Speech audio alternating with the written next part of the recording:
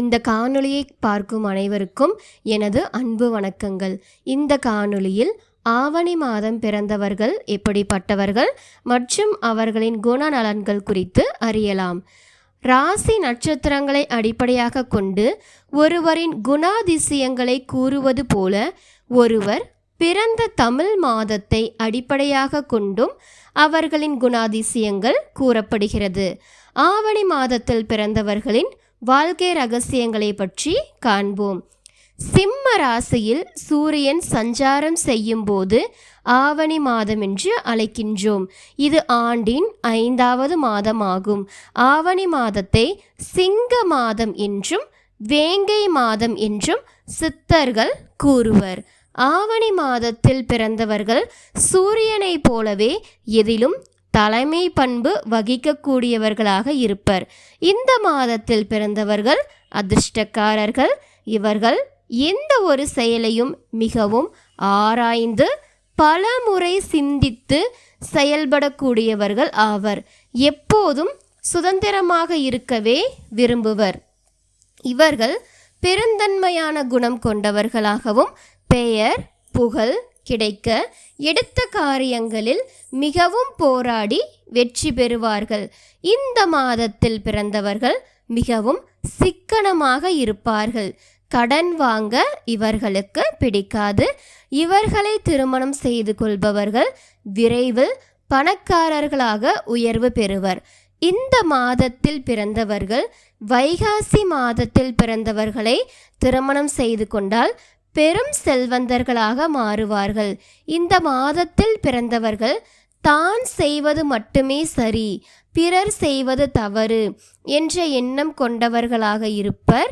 வீட்டின் கடைசி மகளாகவோ அல்லது கடைசி மகனாகவோ ஆவணி மாதத்தில் பிறந்திருந்தால் மிகவும் மதிப்புடன் வாழ்வர். இவர்கள் எந்த விதமான சிக்கலான சூழ்நிலைகளிலும் கொடுத்த வாக்கு தவறாமல் காப்பாற்றுவார்கள். தான தர்மங்கள் செய்வதில் பெரும் வள்ளல்களாக திகழ்வார்கள். இவர்களுக்கு உதவி செய்யும் குணம் பிறவியிலேயே இருக்கும். இவர்களின் பேச்சில் எந்த விதமான ஒளிவு மறைவும் இல்லாமல் உண்மையாக இருக்கும்.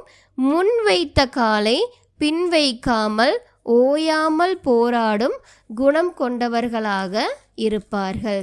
இவர்களுக்கு அனுபவ அறிவும் படிப்பறிவும் கை கொடுக்கும்.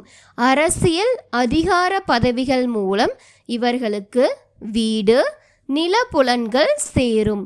தாய்வழி மூலம் தாய்மாமன் மாமன் வர்க்கத்துனர் மூலமும் செல்வம் சேரும். அதே நேரம் வீட்டிற்கு வந்தவர்களை நல்லபடியாக உபசரிப்பார்கள்.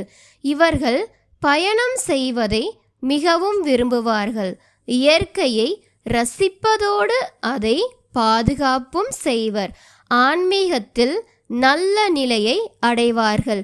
சிவபெருமான், முருகன், ஐயனார், ஐயப்பன், காளி, துர்க்கை, கருப்பண்ணசாமி போன்ற தெய்வ வழிபாடுகளில் ஈடுபாடு இருக்கும். வாழ்க்கை துணையை பொறுத்தவரை இவர்களுக்கு மனக்கசப்புகள் இருக்கும். இவர்களின் குணத்தை புரிந்து கொண்டு ஒத்துழைக்கும் பெண் அமைந்தால் இவர்களுக்கு நிம்மதியான மன வாழ்க்கை உண்டு.